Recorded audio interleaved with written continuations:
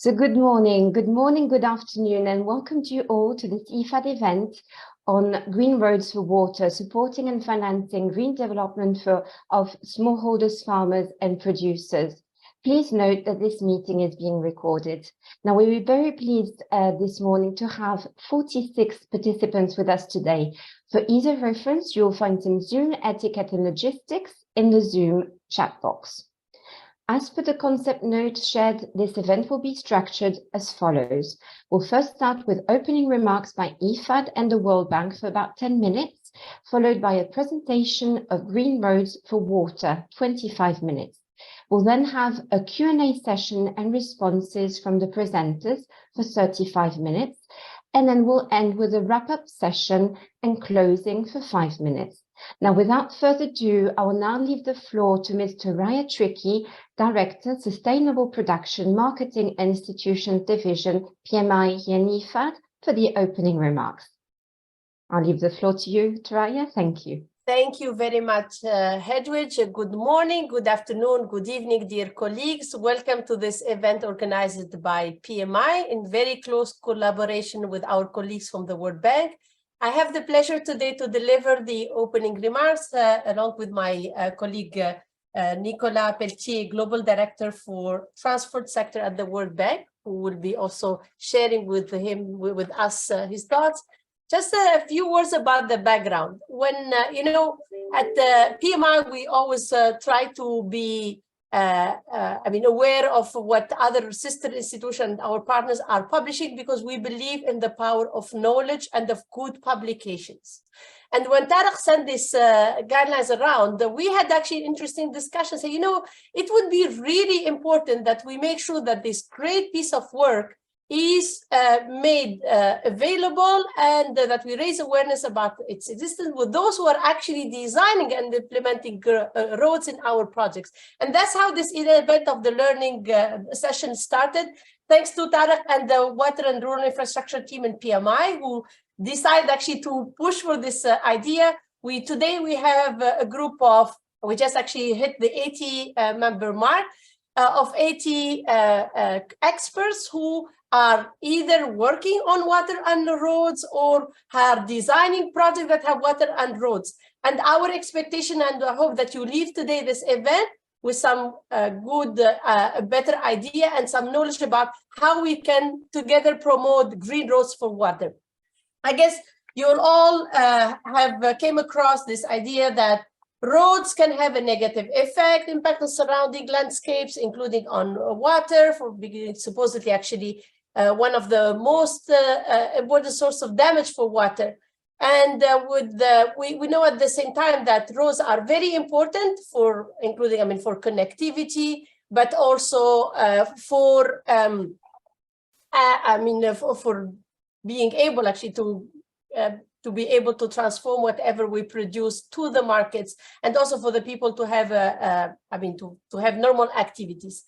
So the idea today is, as I said, to together to discuss about how these green roads for water could be promoted, so that we can actually leverage them for our own project, but also for our policy dialogue. As IFAD, we are really a strong supporter of rural infrastructure and to water. Between IFAD 5 and IFAD 11. We invested respectively 1.42 billion and 147 billion over 7 lending cycles into rural roads and water infrastructure. Of course, IFAD is all very well known for being the investor of not the large infrastructure like our colleagues from the World Bank, but more the last mile rural infrastructure and roads, and that actually creates also a nice complementarity. So the underlying premise of green roads is that roads can be designed to fit their natural and anthropomorphic,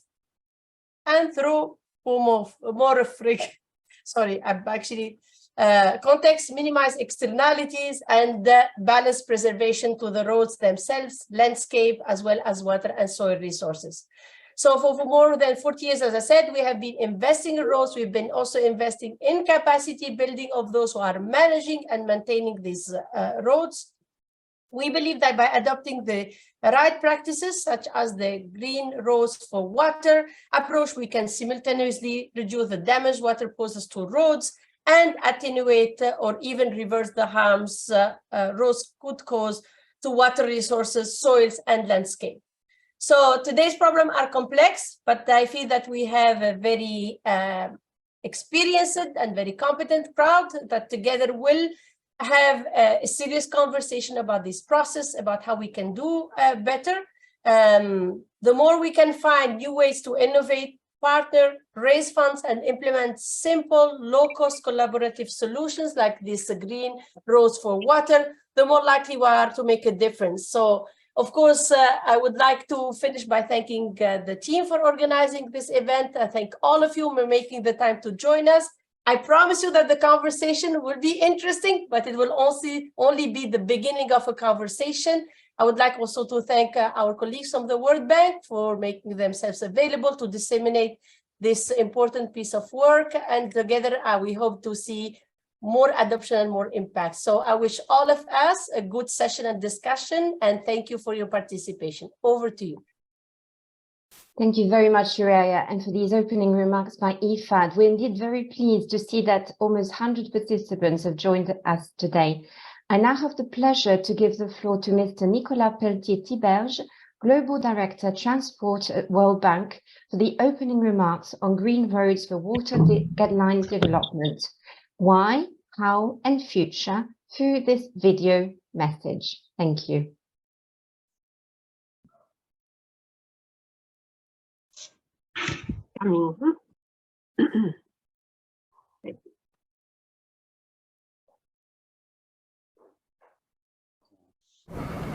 Good morning. My name is Nicolas Pelletier-Tiberge, and I'm the Global Director for Transport at the World Bank.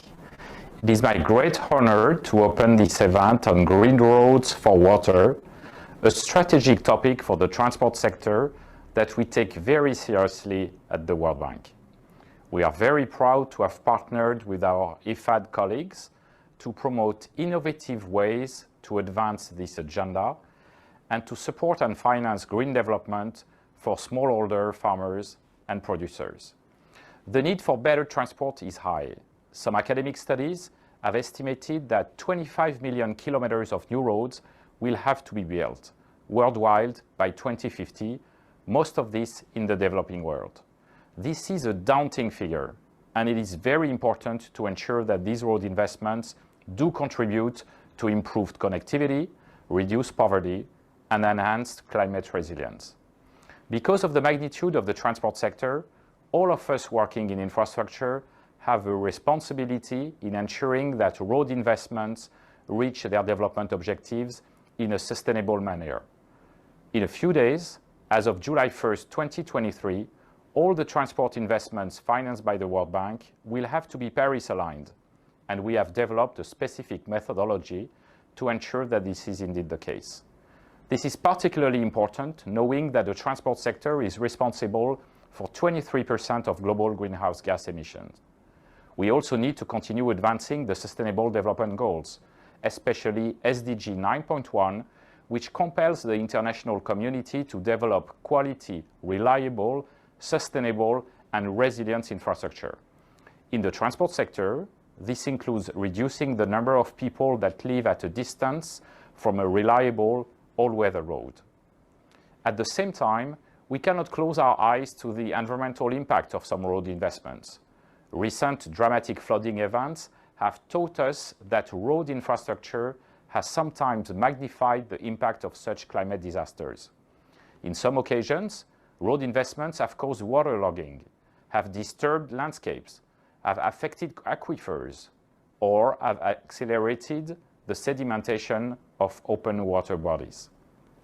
Looking from a different perspective, the lack of attention to the immediate environment of road infrastructure, especially water runoff, is also a major factor in road damage and road closures. As many road engineers often say, water is the enemy of the road. But it does not have to be that way. And the current challenges and experiences require us to reimagine the way roads are built and maintained. We should not look at roads merely as infrastructure for conveyance, but also as an intrinsic and positive element of the landscape surrounding the road. The guidelines on green roads for water and climate resilience that we commissioned and some of our project experiences show that this can work. Green roads for water shows that roads can also be positive instruments for climate resilience. Roads can help harvest and retain water. Roads can protect fragile land and water resources. Roads can be an instrument in water control and contribute to disaster management. Similarly, the systematic use of roadside vegetation can serve so many purposes: decarbonization, biodiversity, pollution reduction, dust control, traffic safety, or income generation for poor communities. At the World Bank, we are committed to accelerating this transition to green roads, and we are confident that roads can not only help to connect people, but that when they are well designed, they can also have broader environmental benefits for climate adaptation, water management, and biodiversity. This requires innovative investment programs and a strong collaboration with all partners, such as IFAD, but also many of you who are joining today. We look forward to working together to advance green road programs for water and climate resilience in many of our partner countries. Thank you.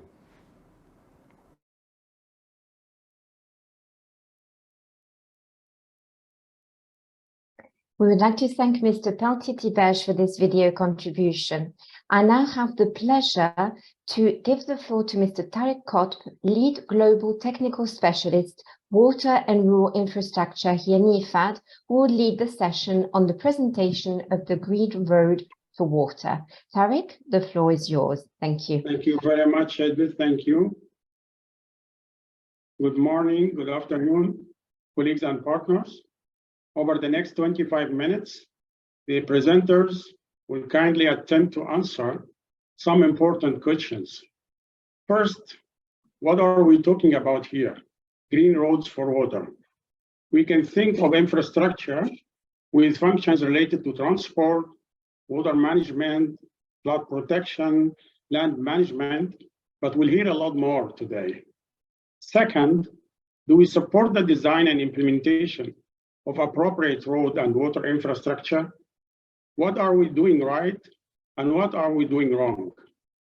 Third, did we integrate the design, function, and operation and maintenance of road and water infrastructure, making them friends, not enemies, as Nicholas said? Further, do we have strong evidence that green roads for water are protective, adaptive, and proactive? We will learn about the three definitions in this context. And most importantly, do we optimize costs, including operation and maintenance costs, increase land and water productivity, and protect life and health? Fifth, how to bridge the funding gap between need and supply for green roads and water infrastructure? And finally, who's the target private sector and how to involve them as development partners, not just as service providers. Without further ado, let me invite two experts from the team developed the guidelines on the green roads for water for the World Bank in order of presenting. Dr. Frank van Steenbergen, Director of Meta, and Dr. Kifil Wold-Mariam, Associate Professor at Mekelle University and Meta Associate, followed by two voices from the field who have considerable experience with the Green Roads for Water approach, Mr. Mikhail Maluk, Green Roads for Water Program Coordinator, Makueni County, Kenya, and Mr. Getachew Ingediahu, Technical Advisor at Amhara Regional State Food Security Commission, Ethiopia. Frank, the floor is yours. Thanks very much, Tariq. And let me share a presentation. And first of all, let us say that we are very, very happy with the opportunity to to present this story. Yeah, I want to ask, is the presentation visible? Yep. Okay, excellent. Yes, it is. Thank you. Good. Yes, thanks a lot again for this opportunity, and we're really happy that we have so many people on Monday. And yeah, I think we hope with IFAD and the World Bank that the community of people working on this is getting larger. And let me very briefly introduce the background of the Green Roads for Water initiative, and also highlight a little bit what our organization is. Meta. We are a social enterprise. We've been around for nearly 20 years with local field offices, registered field country offices, and as an order of magnitude, we have about 35 to 40 people working with us. And our mission is really to contribute with practical solutions and introduce them at scale. From our experience, we know that there are many things that are possible to do, but they're not always done. And Green Roads for Water is a prime example of that. So we really try to then bring such new approaches, new practical solutions on the agenda, and we do it by implementing programs on the ground, by research and learning, capacity building, but also by engaging in policies. And the guidelines that we developed for the World Bank are a prime example of engaging in such policies. Yeah, the Green Roads for Water program, it started in 2015, and it got supported by several organizations, by the Global Resilience Partnership, by the World Bank, Asian Development Bank, and also we partner a lot with the International Roads Federation. The International Roads Federation also acknowledged the importance of this concept and awarded it the Global Road Achievement Award. And what is the aim? The aim is to not just do a few pilots here and there, but to really transform the road sector. And we hope that, by 2030, in 50% of the countries, substantial work is ongoing in regrowing roads, in including water management within the roads. At the moment, you can see that little map. The program is active in 10 countries, yeah, and it's done through scoping, capacity building, implementation support, etc. There's a website that sort of is a rich resource base, and the link is there. Yeah. As Tarek mentioned, and as Nicolas mentioned, we developed with the teams of the World Bank the guideline of Green Roads for Water and Climate Resilience. And basically what that guideline does, and it's publicly available, we can easily share it, of course. What it does, it really describes what are the opportunities for making use of roads for water management and for enhancing climate resilience in different landscapes, in watershed areas, in semi-arid areas, in coastal lowlands, in mountain areas, and in floodplains. All these different geographies have their own opportunities. And then also the guideline zooms into the different interventions that are possible, and it describes the cost and benefits, the way to engage the communities, the governance that is needed. So these guidelines were issued in 2021, and they're being more and more applied. Yeah. Also, maybe worth mentioning is that we are also working at the moment as Meta with the Asian Development Bank to make a Green Roads toolkit. And the purpose of that is really, and I think that's also the purpose of this meeting, and I hope to follow up in all our interactions, is to change the narrative of roads. Yeah. So far, yeah, if you look at the image below, roads have been very much about connectivity, about road safety, about affordability.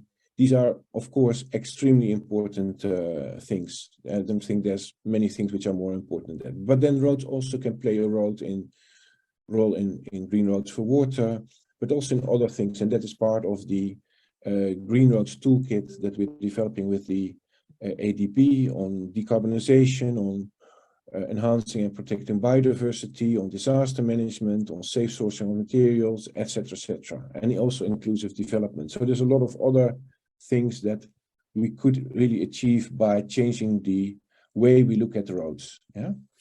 Now zooming in onto green roads for water, what you see is that basically roads have a massive impact on the hydrology of entire areas. They block water, they guide water, they concentrate runoff. If there's a natural landscape, the runoff runs all over the place. If we have a road, it runs through a limited number of cross drainage points. Roads interfere with the subsurface flow. They change flooding patterns. As Nicholas mentioned, in Pakistan, the floods were really aggravated by the way the roads were constructed and the failing cross drainage. But there's also an opportunity in doing that better. And then, of course, on the other side, because of this, unhealthy relationship, roads get damaged in the process as well. You can see that from these different images. So what we need to do is to turn this around. If roads and water are so much interlinked, yeah, we need to change that animosity into a friendship, yeah, and make roads become green roads. And then there are three wins, basically. It will reduce the road maintenance cost, the downtime of roads, particularly in rural areas where maintenance often is problematic. If roads get washed away, it takes a long time before they get restored. Yeah?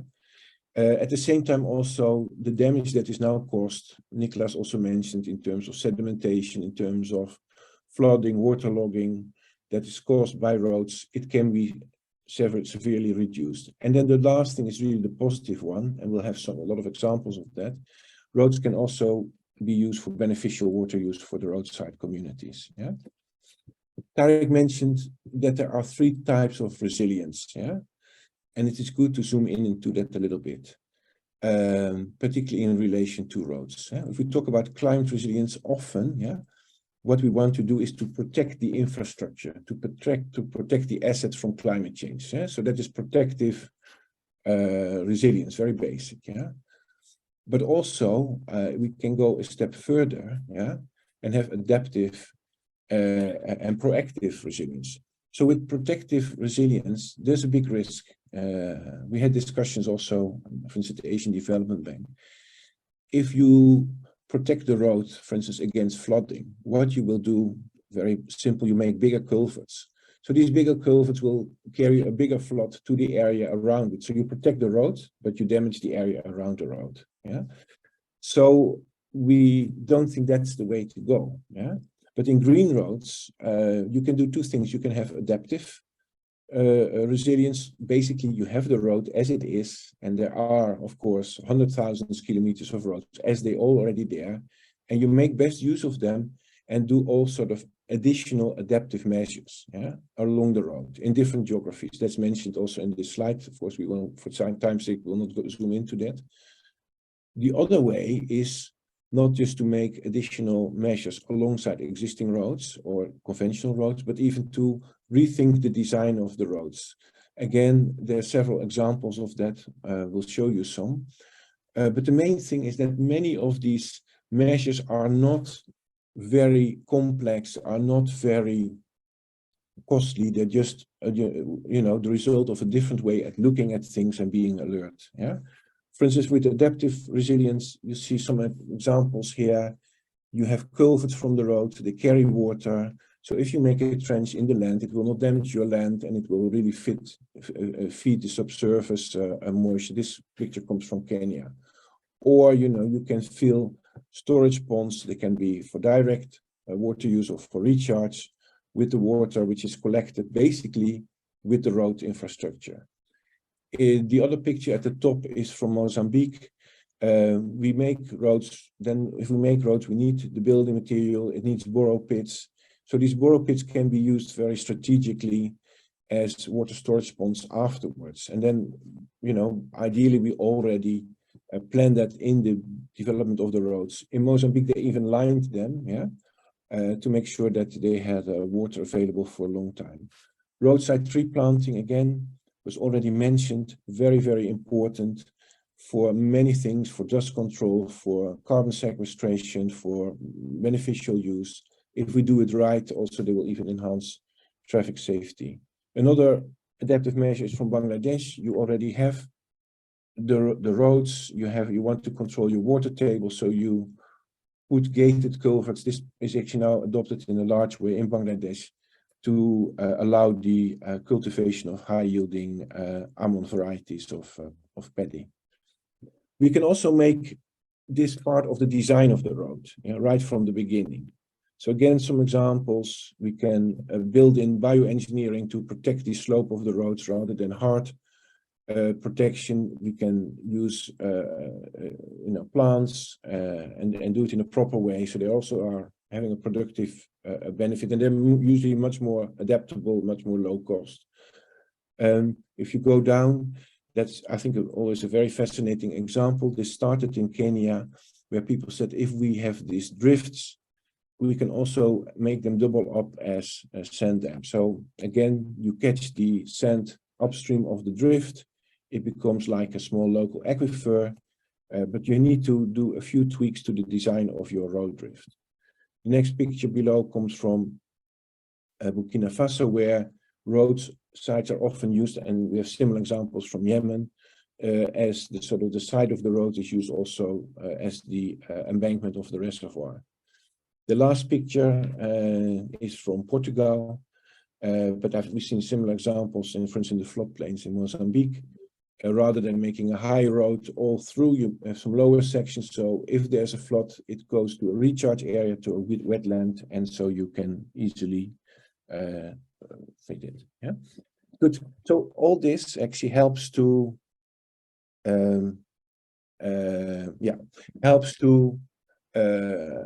align with the Paris agenda, both on the mitigation side and on the adaptation side. Yeah, the adaptation side, we gave many examples. The mitigation side, the carbon sequestration and roadside tree planting can actually be quite useful in capturing and offsetting some of the CO2 which is produced by better road transport.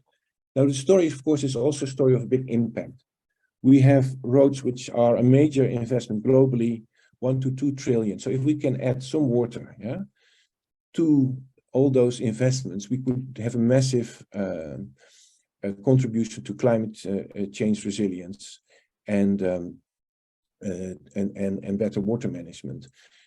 Also, what is important to know for this transformative change, that the measures are usually quite low cost. They are less than 5% of the road investment, and they can also often be incorporated with some small extra cost into the normal regular maintenance. What is important is we need to work with governments, we need to work with road authorities, but also we need to crowd in the private sector.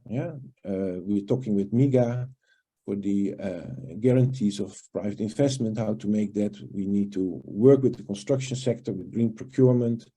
You need to have the proper governance around the roads to allow the proper use of the road verges, and also regulate the use as much as possible. But there's also a lot of spontaneous thing. So this brings multiple benefits. Normally roads, just the benefit is in the circle of connectivity, but these other benefits are there as well: water security, food security, land protection, biodiversity, climate resilience. We have some data which are important. In Ethiopia, where the program has been done on a large scale, starting in Tigray, the investment for 10 kilometers, including the capacity building, was like $3,600 per kilometers, and the returns were upwards of 16,000. So within 1 year, the returns were coming back with a factor of 4. In Bangladesh, we analyzed and we worked in polder 26. It's one of the coastal polders where the roads caused massive waterlogging problems, and to reduce that with proper cross drainage and regulations, we can easily have a benefit of upwards of $3 million. Similarly, Michael will explain the story of Kenya, but also in other countries in Kenya, we see that we have a return on investment of factor 2.5 within 1 year. This presentation actually I prepared, I should have said, with Dr. Kifle.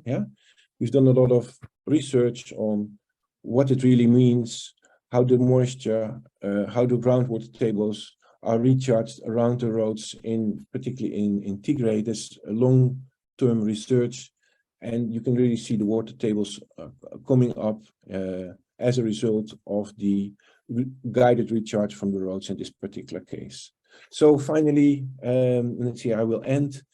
Yeah, what is our mission? And I hope it's the R is everybody here, yeah, is to make green roads a standard. Yeah, we said earlier, to adopt it in many places, to work with other organizations. As Meta, we really, you know, we are small in that sense that we really like to be part of the work of other organizations and support these same practices, and to fast track climate change adaptation. There's several ways of financing this, included in the investment in road development, included in the road maintenance programs, included in climate and watershed programs. We're working now also with IFAD in Madagascar for a Green Climate Fund program, which is coming, and it is very much that program, and also very much encourage communities and private sector to do this.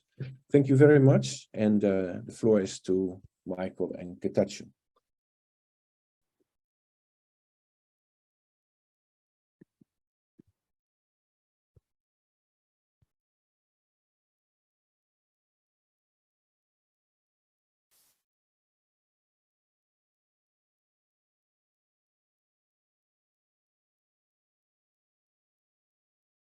Thank you. Hello, everyone. Yeah. Can you hear me? Yes, very clearly. Thank you. Thank you. Thank you so much, Frank and Nicholas, for setting the pace. My name is Michael Maluki, a roads engineer working in Makueni County, Kenya, and also the Green Roads for Water Program Coordinator. And so I'm glad today for this opportunity to share on what has worked well in Kenya. So I will start with explaining the background of Makueni County, where basically Makueni County is an ASAL county which receives a rainfall to the lowest 250 millimeter per annum, and the temperatures can rise up to 26 degrees centigrade. And mostly the roads in Makueni County, Kenya are earth roads, as you can see from the data.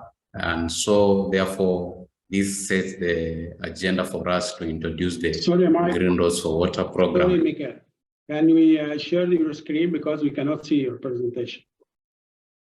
You can see my screen? We cannot see it. Pardon? Yes, we can't see it.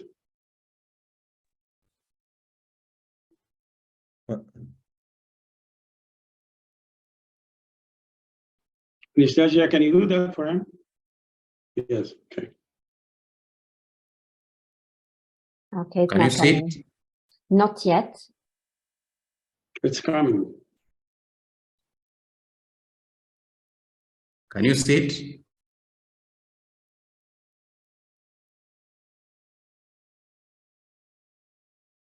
Hello? Negative. No, we can't see it yet. You can see it? Negative. Not yet. Maybe you can share from your side.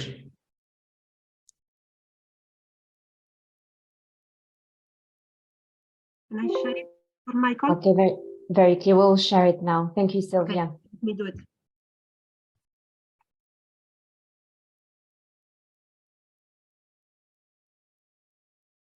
Is this the correct one?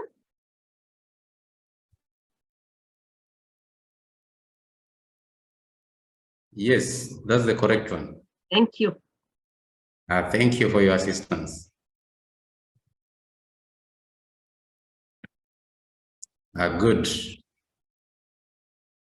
Thank you. Can you hear me? Yes.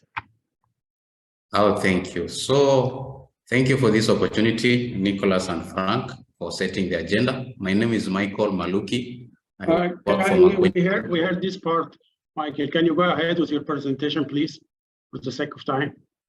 Okay, thank you, thank you. Yes, please. So next slides. Yes. Sylvia, next slide. Next. Oh, thank you. Okay. Thank you. Yeah, so these are some of the techniques we have been practicing Back, slightly back. Yeah, just 1 second. Okay. Also, again. Thank you. There you are. Good.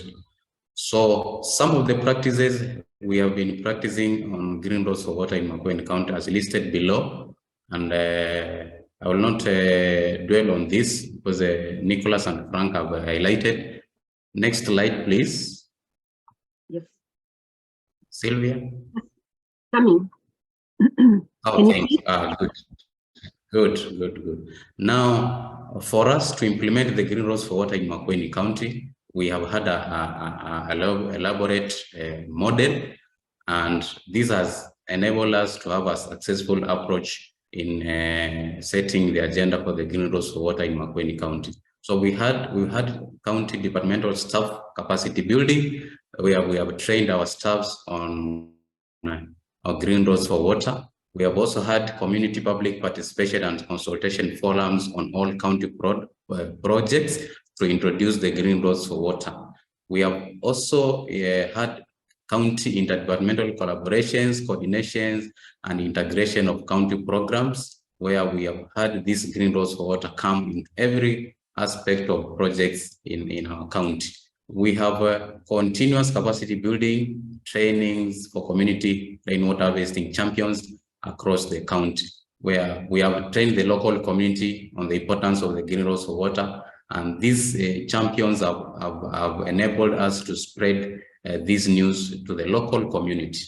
We have also organized a farmer exchange and benchmarking program within the county, where we take our farmers to the places where we have introduced this program for them to learn and share the best experiences in our region. And also we had partnerships and collaboration with NGOs such as Metameta. Metameta came into Makueni County in 2017, and for the 6 years up to date, we've had a tremendous engagement and journey with Metameta.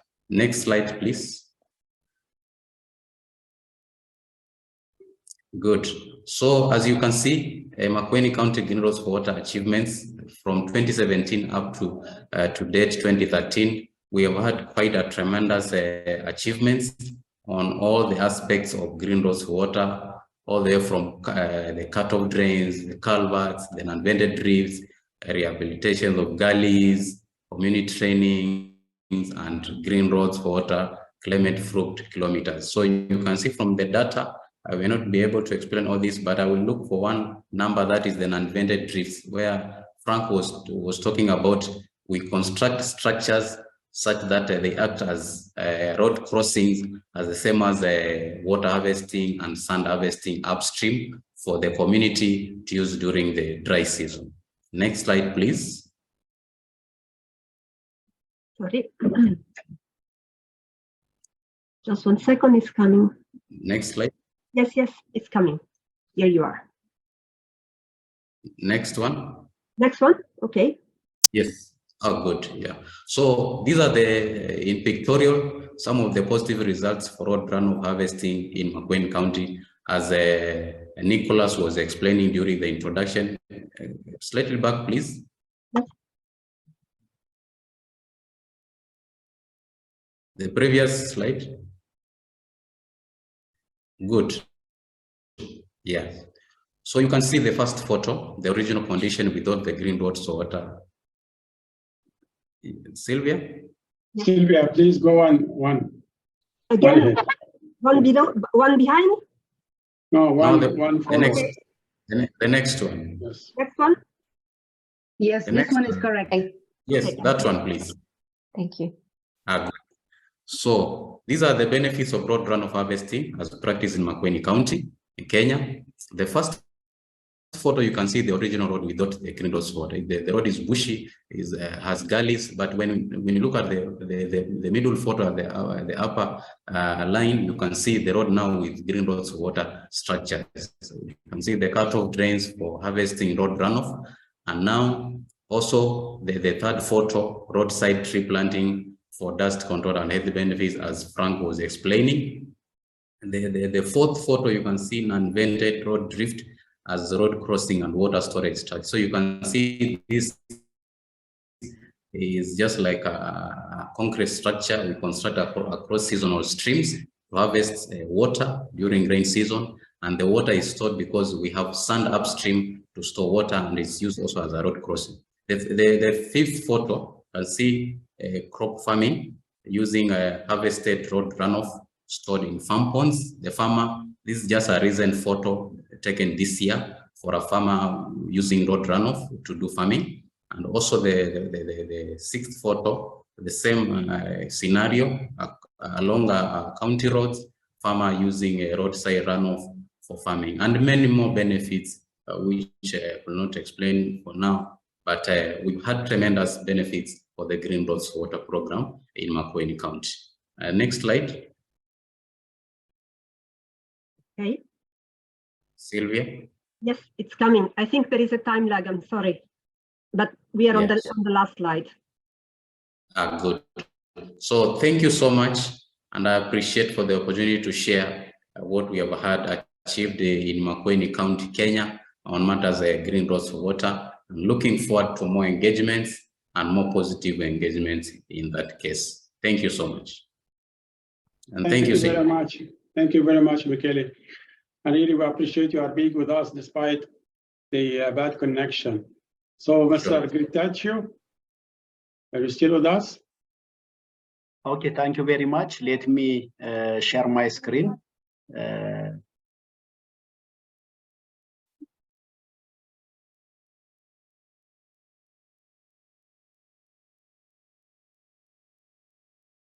I think it is visible now. It is. Thank you very much. So this is to present the experience of this green road management, and mainly focus on the benefit for Amhara region. As it can be seen from the picture, this is the water harvested from the road, from a culvert, and give many benefits for farmers around this one.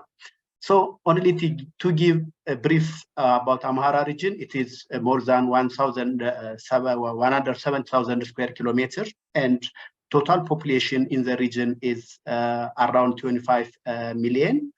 Most depend on agriculture.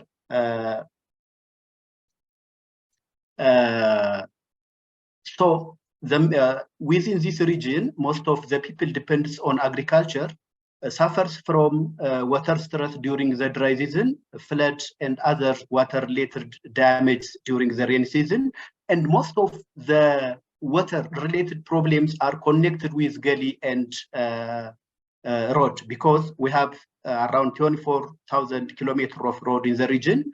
As a developing region, even in the future, roads is a huge investment. So the water from the road should be harmonized with the integrated watershed management. So major damage related to water include many socio-economic impacts, damage of flood, off-site and on-site effects, siltation of many infrastructures are the main problem. Also, the productivity of the land and the size of the land is diminishing year to year due to these water-related problems. Also, very limited service and high maintenance cost, even the road itself. Within 1 year, roads cannot give the proper service within due to this problem. So, what the region do to reverse this problem is its design and implementation structure, the strategy. The Amhara region, after analyzing this problem, launch watershed development strategy with public mobilization. That means mobilizing the whole segment of the people to reverse this degradation, and road water take the greatest lion. As you can see from the picture, it was a gully due to water from the road, but within 1 2 years, you can see it has been reclaimed. So Amhara region every year mobilize around 4.5 million people for 30 days. And nowadays, road water management is one of the greatest parts that is implemented with this mobilization, mobilizing the people, because a piecemeal approach cannot reverse the problem. The only strategy should the regime follow is mobilizing the whole able-bodied for 30 days without any incentive. So they are required to reverse their surrounding from this degradation. So each year, 40 million person days are invested. This is around 40% of the total person days only for road water management to solve the problem. Now it is a regular program. Every year from January to March, we have a mobilization program. Now it is part and parcel of this mobilization, the road water management. So what the benefits we got from this road include enhancing the productivity as the soil moisture and fertility of the soil is improved. So this leads to improvement of the livelihood. Also reducing damage on the road itself and minimizing cost of the road and the whole watershed. Also coordination effort between road and other sectors improved. Of course, this needs an attention in the future. Also, climate resilience improved. Roadside plantation used as both productive, it improves the physical stability of the soil, income for landless users, and also it is used as a demonstration site for many things.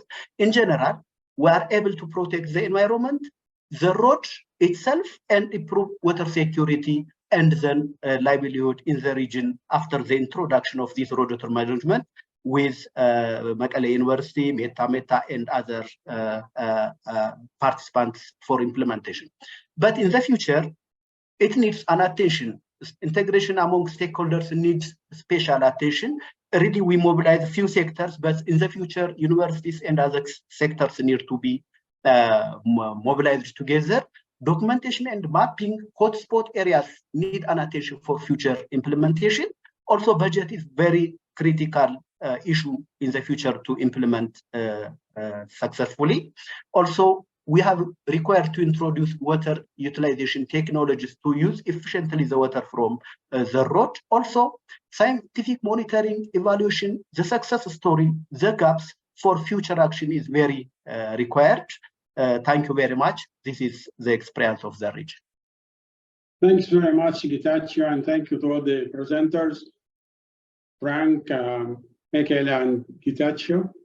And I will start the questions and answer sessions that will be moderated by my colleague, Audrey Nepvou, the Global Water and Rural Infrastructure in IFAD. Audrey, the floor is yours now. Thank you. Can you stop sharing, Getachew? Okay. Thank you very much. Well, thank you for everybody to be here. I hope you are enjoying as much as I am the presentation of a solution. We hear so many bad news that it's good to hear something positive and a way forward. So we found this topic of high interest because we do have experience in rainwater harvesting, but we would like to bridge this gap and answer the need for the small, the unpaved road that are so much present in IFAD portfolio. We are financing assembler, so we can bring some climate funding, but we do need to understand what activities to put and to bridge the gap and to facilitate the scaling up. So we would like in this session, we have 35 minutes together. We would like to hear from you, to hear your comments, your questions. What would it take for you to start implementing what this water for roads approach, and what it would take, what are the limitations you would be looking at to overcome. So this is what we're interested in. I will be asking.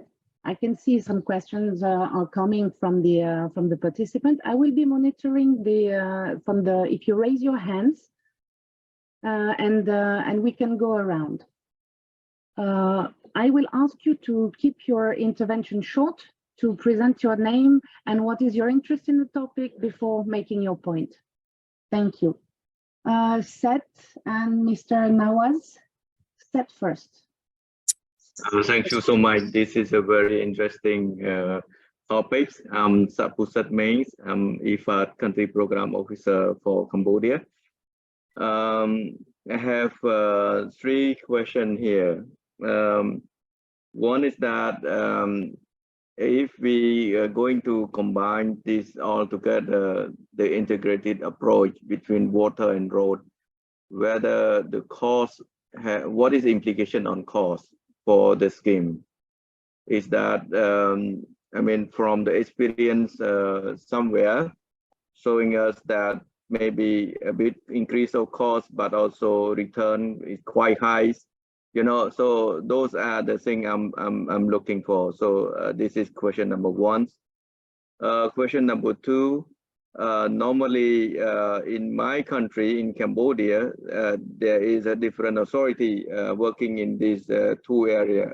Water, we have the Ministry of Water Resources, and road, we have a Public Work Ministry. So in terms of implementing this green road to water, so whether you have experiencing in terms of the coordination between the ministry, or is that the case that's not that easy to resolve? Question number 3, in terms of the driver of this intervention, I can understand that it had to start in from what kind of water set management development approach, where we can define source of water, where the water can flow, so that you plan for the road accordingly. So I don't know whether this principle or this theory is applies to your case, or if you have a different scenario to start with. Thank you so much. Over from my side. Thank you, Seth. There are very heavy questions that can take us for an hour each, but we will ask, I think, Frank to give us an overview. We'll take another question first, Mr. Canal.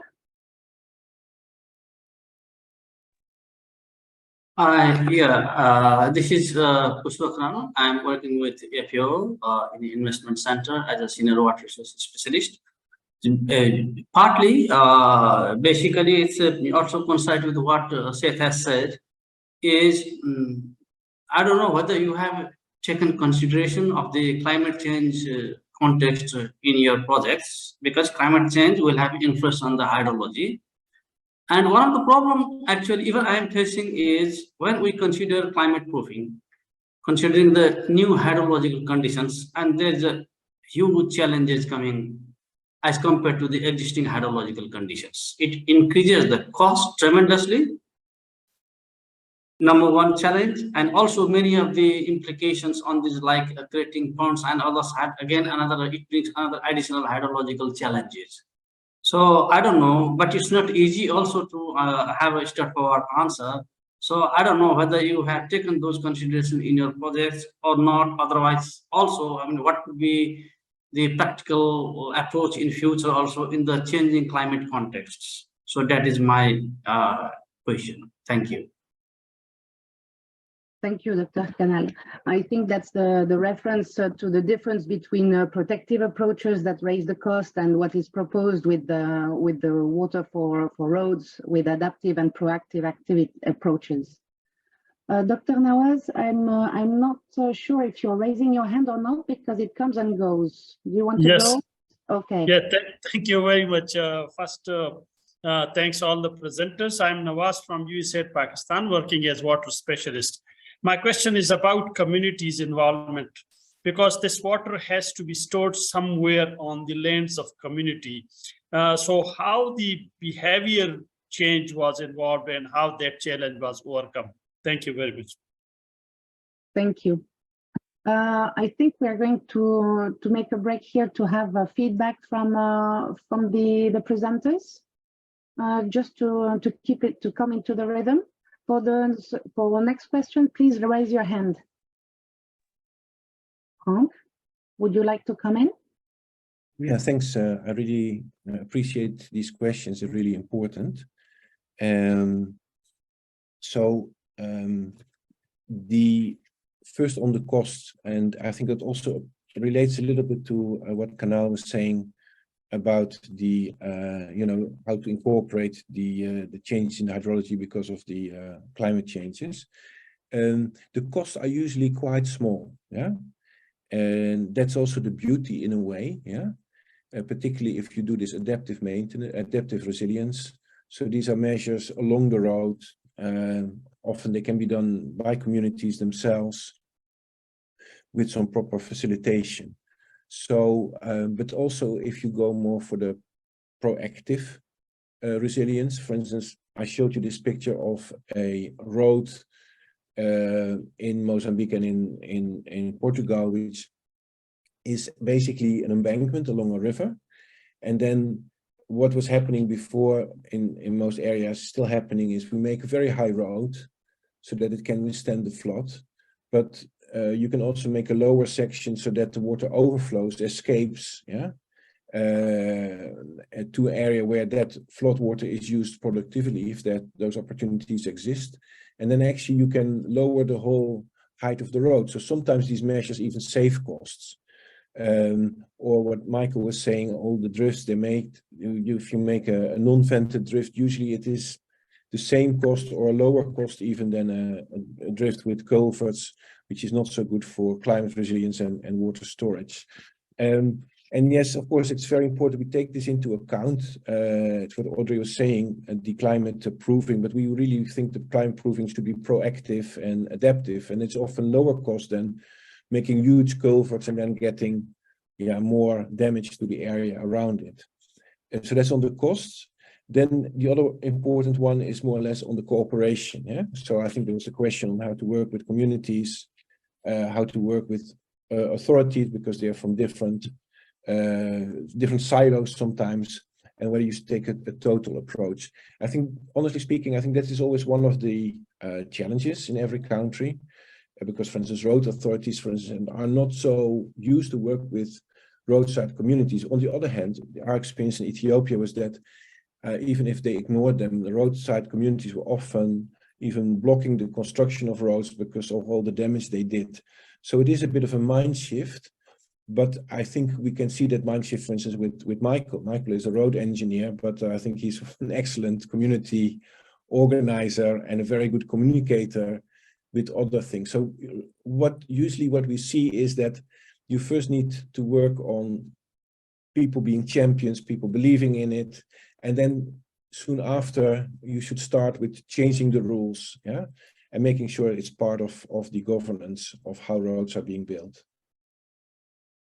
And then, of course, you need also what Seth was saying, ideally you need a total landscape approach, and that's also very important. For instance, sometimes you can retain water in the landscape, but that can also maybe increase the vulnerability in some areas. So it is important to not just do a few things, but also to do it in a very sort of proper way. And that was always also the discussion we had with the road authorities, that sometimes they are a bit worried, yeah, because they feel that the road should be protected against anything. But then you show them, for instance, that was in the picture of Catacho, these road gullies. So you have a road, yeah, and then they make a gully, they make a culvert, and then a gully develops. Ultimately, the gully always moves upward to the source of the gully, and then the road collapses into the gully. So, it is sometimes, unavoidable for people to work together, because roads also get damaged a lot by such, ignoring of these hydrological processes. Frank, would you come back to what would be the driver of the intervention? Where is the entry point? That's how I heard the question from Seth. Yeah. Well, I think there's several drivers. I think at the global level, what we see now is that the transport sector and the road sector in particular, yeah, were lagging behind, yeah, in terms of social engagement, in terms of connecting with the green debates and connecting with the Paris agenda. Yeah? So we see that, and on the other hand, roads and transport sector cost 24% of all the carbon emissions. Yeah? So I think there's a sort of awakening in the road sector at the global level that we cannot ignore these realities, and we need to work on this. If you, at the local level, the drivers are, you know, the fact that if you make rural roads, I think that was also mentioned, often these roads are not properly maintained, so they wash away very quickly. Yeah. So that's another driver for people in the road sector that, listen, if we sort of keep doing it as business as usual, then you see the roads in Michael's picture, you know, roads which are washed away quickly, which are full of loose sediment. Yeah. But so that is from the road sector. Then for the people in the NRM sector, again, you know, the driver is that roads are everywhere. I mean, you know, 80% of the people live within 1 kilometer from a road. So from a metalled road even. So, you know, we really need to, so for the water sector also, you know, looking at doing things with a big partner is very big, actually. So these are really the drivers of the changes. Okay, thank you very much. Taking the next round of questions, I see Juana or Joanna Koroma. Yes, good morning. Good morning to you. Yes, I am calling from Sierra Leone, AVDP. I'm a civil engineer. Yes, from the presentation of Frank, I heard him say we can use the borrow pits from borrow pit excavations as like a bank for water for the community. Then, added to that, can we say we can use it not only for agricultural purposes, but also for fish farming, for example, which can benefit the community? So in that case, how can we protect such, since it is stagnated water, how can we protect it from being harmful to fishes and being beneficial for agricultural purposes and for the community without increasing the cost of the overall project? Thank you. Thank you for this question on the multiple use of the retained water. Mr. Kigeme? Thank you. Thank you very much for, yeah. I'm Kigeme Marie-Ange, Senior Technical Specialist from Nairobi. It's a regional office from IFAD. Yes, unfortunately, there's a part of the presentation I couldn't follow because of the connectivity here. It was unstable. But I would like actually to ask a question, is like a kind of general question. I know that sometimes those who are building the roads, they are not necessarily from IFAD, there are other partners. It's good that we have World Bank here, we have African Development Bank.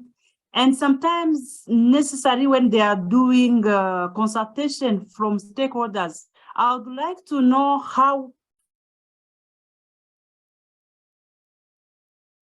We're losing you. Ms. Kigeme? Involved in that, because Ms. the type Kigeme, of agriculture. Ms. Kigeme, there was a suspension. We did not hear your question. You would like to know what? I would like to know how those who are building the road, they are involved with smallholder farmers for consultation, because sometimes they are building the road and which passes sometimes in their field, and they don't know which type of technology, which type of agriculture techniques they would use not to make their land fragile, even the road erosion. You know, sometimes actually agriculture and the water we are talking about here, they may affect the farmers. And sometimes when the land is fragile, is not sustained enough, they will actually lose their crop. Thank you. Okay, thank you very much. Mr. Ahmed Mohamed? Hello, thank you. First of all, thank you for the fruitful presentation. Water resources engineering, and I have question about the potentials project that could be conducted in Sudan, especially in because we can recognize the topography has an important role for applying those projects. So I thought like Red Sea state and Gaddafi state, they have a good catchment area that could use, and also infrastructure like national railways or roads that could be used as for the project of green road harvesting. So my question is there any future plans for applying such projects in Sudan? Thank you. Thank you very much. We have now 3 back. Frank, do you want to have a round of answers? Yes, I would like, but I think also some of the things can be answered by others. But Yes. the question from Sierra Leone is really good from Juan. Yes, these borrow pits can be used also for fish cultivation or for livestock, for instance, for stock water as well. It really depends on the needs and the opportunities and the geography of the area. For instance, I've seen that borrow pits from roads in South Sudan, for instance, were the major source of water for livestock. And for fish farming, yes, I think that needs to, I mean, that needs the engagement with the fish specialists on what is the best techniques to be used. But it's definitely possible. Also in South Sudan, I've seen them using that. It was more or less wild fish which was entering into the borrow pits. And I think what is important in Mozambique also, we worked a bit on a guideline for borrow pits, so that, you know, if you plan the borrow pits, you know, you should not only look at where can I get the material and what is the shortest distance, but also sometimes what is the best location for its future use. And of course, then you need to find the balance. I think what I proposed the question on how to work with the stakeholders, particularly in Kenya, I think Michael is the best person to answer that. And then on Sudan, we have recently, just before, you know, things started unfortunately to unravel in Sudan, we did an assessment, and we had in fact the endorsement from both the Minister of Roads, Public Works, and the Minister of Water Resources. But Anastasia, who is I think also in the audience, she was very much involved with that, so she can answer what are the opportunities in Sudan. Okay.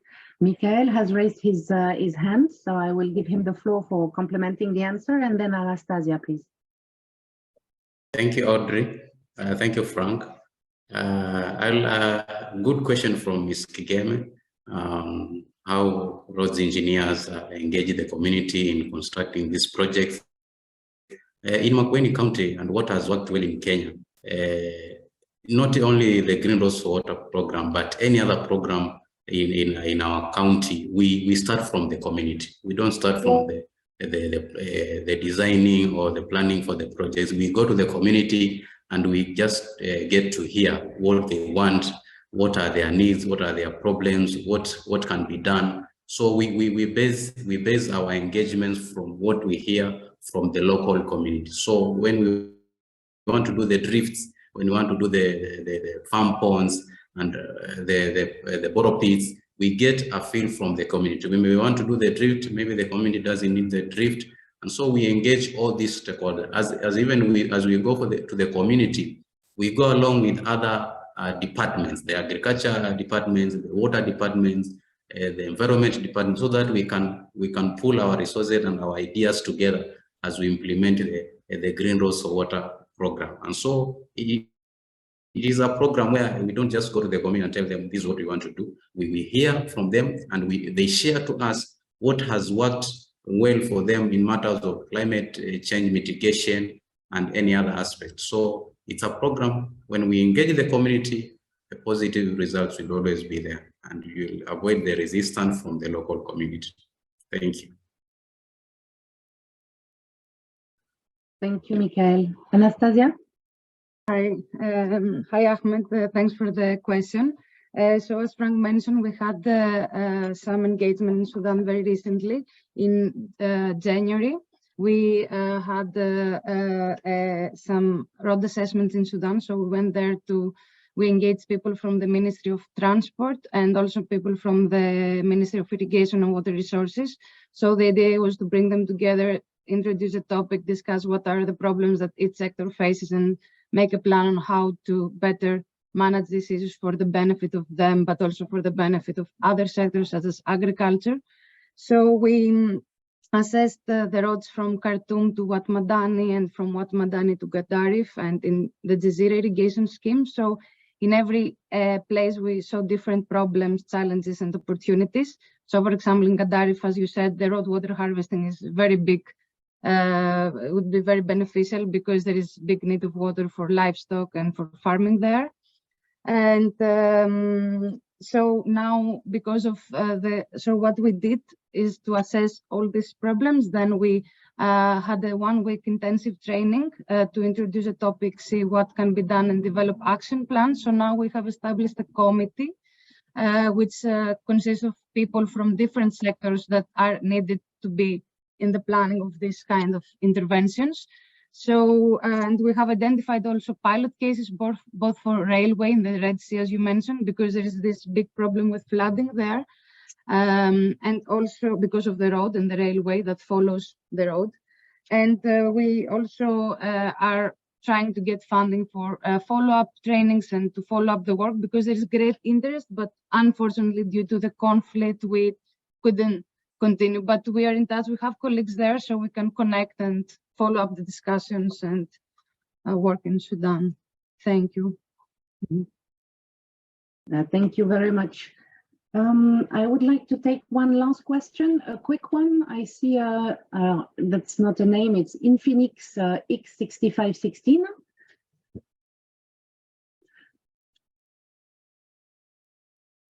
Yes, please, if you could.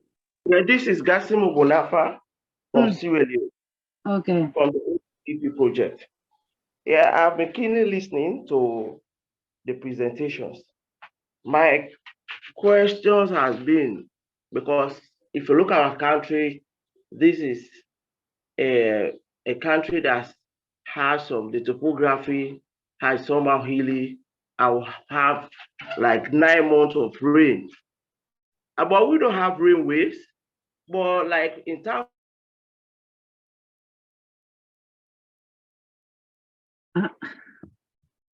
we're getting suspended. We are looking at now, because that has never happened, like the vegetations, the roadside vegetations and the catchment area management in terms of vegetations.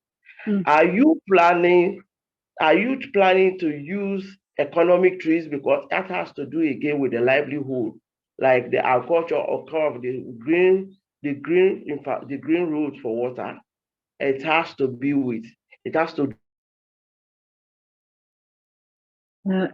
Excuse me, can you make your question short so that we can understand it? We get suspended. Excuse me, can you make your question short and to the point, because we're getting suspended? Are you planning to use economic trees along the roadsides or even the catchment area vegetation, so that the community can benefit out of it in terms of another livelihood? Is that what you have? Is that part of your plans? Because that would be good. Use economic trees, which will equally help them. Understood. Thank you for your question. Thank you for your question. Are there? I don't see any more hands up. So I would like, who from the panel would like to come back to that one on the tree planting? I think, Getashu, you had a nice demonstration there on your presentation. Yes, already the question is answered by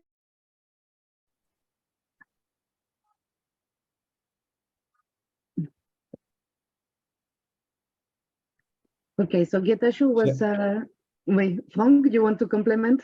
Yeah, I think that, yes, I think, of course, yeah, what you try to do is to have vegetation, which is, of course, useful for the community. That can be, trees that provide fodder or, fruits, or can be used for timber. But then, of course, you need to know that they need to be replaced. So, and what is important is also there's a whole, what shall I say, a small science in doing roadside tree planting. Yeah? So the roads, of course, should not, the roots should not destroy the roads. Also, you should plant the trees in such a way, particularly in semi-arid areas, that, the dust is really trapped into the roadside hedges. Some roadside tree planting is really good for the biodiversity, others is less. So it's almost a science in itself, and I think we need to work on it a lot more, because, yeah, for me, if you drive around, you always think, wow, why are there no trees here? You see, and they could be there in many parts of the world, and I think it's a good opportunity of what I said in Meta. We see always a lot of things that don't happen, but they could easily happen. There's no reason why not. I think it's just basically, yeah, people making it happen and the initiative. Okay, thank you very much. Alors, do we have a little bit more time, Sylvia? I think we are exceeding time. 28 minutes past. Okay. From the monitoring we have with the questions that are being raised in the chat, Getachew, you want to come in to complement? To complement few, there are characteristics that we should follow when we select type of plant species that should be planted in the roadside. That should be complement with the transportation. That should not cause for accident. Trees that have better height, so drivers can visualize easily. Routes that have very vertical routes, not to crack the road. Also, it is most of the roadside areas are communal ownership. So we should also select different species that give benefit for the community. Also, they should give income for the community. They should, if possible, try to integrate with the fodder.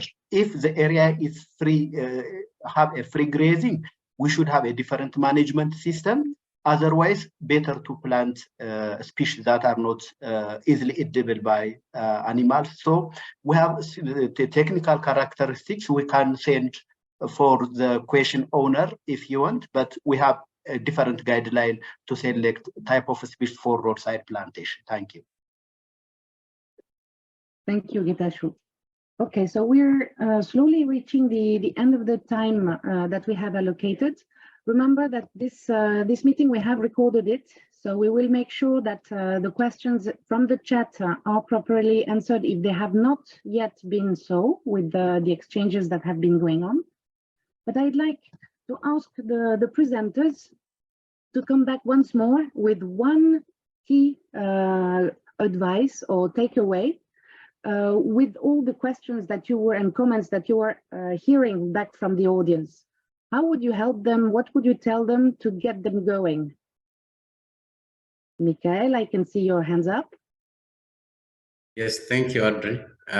One key advice and take to all the participants and all the stakeholders today here is always engage the local community. Like if you want any program, not only this Green Roads for Water or any other program you wish to implement, start from the lowest level, that's the local community, and they'll give you the best advice ever, and you will have a good entry to the community for your program to work. We have seen this work in Makueni County, and I say it can be applied in any other parts of the world. Thank you. Thank you, Michael. That resonates in IFAD style. Getachew, Frank, which one would like to come in? Maybe Getachew first. Yeah, thank you very much. Really, we enjoyed this meeting. Really, we have got very important inputs that we will include in the future in the mobilizing, because mobilizing the whole community for road water will continue, but we need to narrow the gaps we raised. So everybody in this meeting will support us technically and in other issues. So let's keep in touch in the future to get the whole benefit of road water management. Thank you. Thank you, Getachew. Frank? Yeah. Yeah, my takeaway is that let everybody be a champion. Yeah, I think we already saw it in the running up, and it's not difficult. I think we all, are in a good position to make that change, to make that difference. And this is one way, already said it, it's good to talk about solutions, yeah, because they gave us hope, but also gave us responsibility. And yeah, from our side and from IFAD side and the World Bank side, we are more than happy to be part of your activities in your championship. Okay, thank you very much, Frank. A pleasure. Tarek, with this, I conclude the question and answer session and give it back to you for taking us to wrapping up on the next steps. Thank you. Thank you. I'll try to be quick. Many thanks to all the presenters, speakers, and participants who asked questions and who did not, but actually for being with us to the end.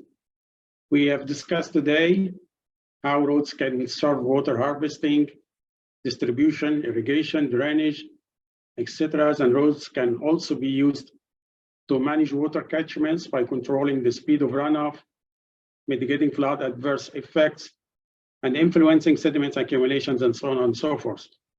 So this is over and above their main functions for transport by irrigation staff and farmers to carry them and to let them do their responsibilities on operation and maintenance of water management facilities and transport commodities across the value chains from field to market. And how water can be controlled from damaging roads, infrastructures, and turn it to be useful for production and even domestic use. Water intercepted by roads can be guided to recharge areas or subsurface storages or applied directly on the land. With respect to field experience, a program started in Ethiopia 8 years ago was very quickly expanded to many countries because of its effectiveness, including Kenya and Bangladesh, as a protective countermeasures against climate change. The trigger was the heavy rains, which have historically caused major economic disruption due to infrastructure damage and blocked floods waters, preventing the movement of goods to markets. On promoting partnerships and financing, we need multi-sectoral approaches and citizen engagement to green roads implementation, as green roads programs generally require a change in road sector governance. These should promote cooperation and recognition of a multi-dimensional approach to sustainability and to promote transparency among large group of collaborating stakeholders. On the top of that, farmers and producers around the value chains, particularly for more farm tracks and access roads. Traditional approaches to economy and efficiency will need to be reconsidered in favor of multifunctional investments that can tackle a broader range of challenges more efficiently. This broader approach should involve new integrated design, training for engineers and farmers, modeling for specific challenges, and special green funding arrangements for additional costs. Green roads for water do not incur additional costs, as Frank explained, compared to traditional roads, but bring higher returns, as demonstrated in Ethiopia by Getachew and other countries, especially Kenya by Michael. In fact, leveraging investments in green roads for water can be rural transformation approach. We have discussed today some examples showing the private sector could be an actor and realize cost savings, whether by reducing the cost of inputs such as energy, water consumption, or other public services, or by protecting their operations and capital investments from effects of natural disasters. Going forward, we need to further support initiatives and projects that develop incentives to promote green rural infrastructure to counteract burdensome regulations and increase public and beneficiary acceptance and contributions, starting with incentives and the acceptance of the society, and also then gradually introducing regulatory changes that can help establish pioneers and a knowledge base. The guidelines and experience presented today offer primary mechanisms in use that could be adopted and possibly adjusted where we operate to stimulate buy-in and implementation. On the private sector, again, the correct mapping and targeting of private sector production and industries is essential, and identification of those with direct and indirect interest in the green infrastructure of roads and water is a key. And again, the private sector should feel a winner, playing a development capacity building role in this context. And the win of the private sector can be realized in, for example, financial incentives, partial full tax exemptions, support for bank financial products adapted to these ends, and so on and so forth. Other partners, especially the public sector and small farmers producers, will need to transparently monitor the returns and impact on the physical and socioeconomic environments of the private sector engagement. And finally, this event is the first in a series of events which we will try to diversify our partners' experience and present the topic in more depth, as well as the recommendation towards a joint actions for implementation in IFAD supported projects. And with this, I conclude the event, and thanks very much to our colleagues who made this event happen, and we were behind the scene. Of course, Kate, which was not behind the scenes, she was in the frontiers, but Silvia Frattini and Anastasia Diliani as well from Meta.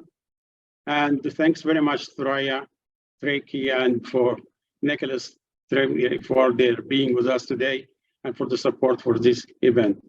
Thank you very much, and see you there soon in future events. Thank you.